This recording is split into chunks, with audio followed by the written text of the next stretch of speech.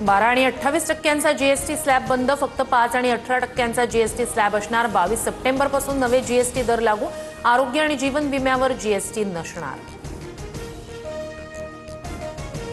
GR मधील काही शब्दांवरून संभ्रम, कागदपत्रांची जुळवाजुळव सुरू, सोमवार मंगळवारपर्यंत कोर्टात जाणार भुजबळांची माहिती, तर ओबीसींनी उपोषण न करण्याचं भुजबळांचं आवाहन।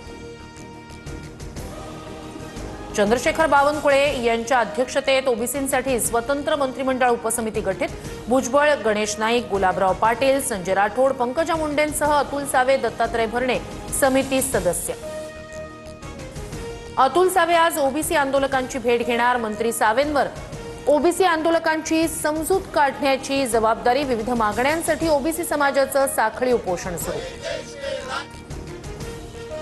मराठा आरक्षणाबाबतचा निर्णय कायद्याच्या चौकटीत बसणारा, मराठा समाजाला कुणबी प्रमाणपत्र मिळणार, ओबीसी समाजाचं नुकसान होणार नाही, उपमुख्यमंत्री शिंदेंकडून स्पष्ट। वैभव खेडेकरांचा आज भाजप प्रवेश, आज दुपारी 3 वाजता भाजप मुख्यालयात पक्षप्रवेश होणार, प्रदेशाध्यक्ष रवींद्र चव्हाण यांच्या उपस्थितीत पक्षप्रवेश।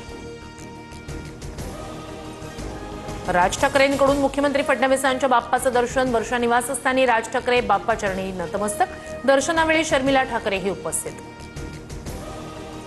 संजय गांधी निराधार श्रावणबाळ योजनेतील दिव्यांगांच्या अर्थसहाय्यात 1000 रुपयांची वाढ, लाभार्थ्यांना दरमहा 1500 ऐवजी 2500 रुपये मिळणार।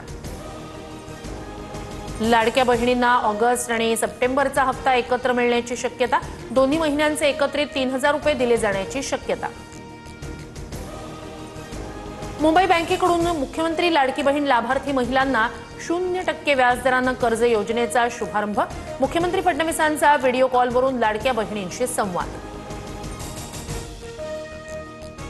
लंडनमधील महाराष्ट्र भवनासाठी 5 कोटींचा निधी, मुख्यमंत्री देवेंद्र फडणवीस यांच्या हस्ते धनादेश सुपूर्द।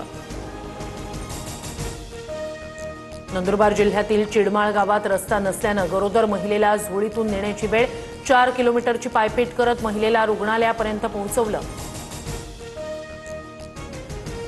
दिल्लीसह उत्तर भारतात पावसाचा हाहाकार, दिल्लीत अनेक भागात पूरस्थिती, प्रशासनाकडून नागरिकांना सतर्कतेचा इशारा।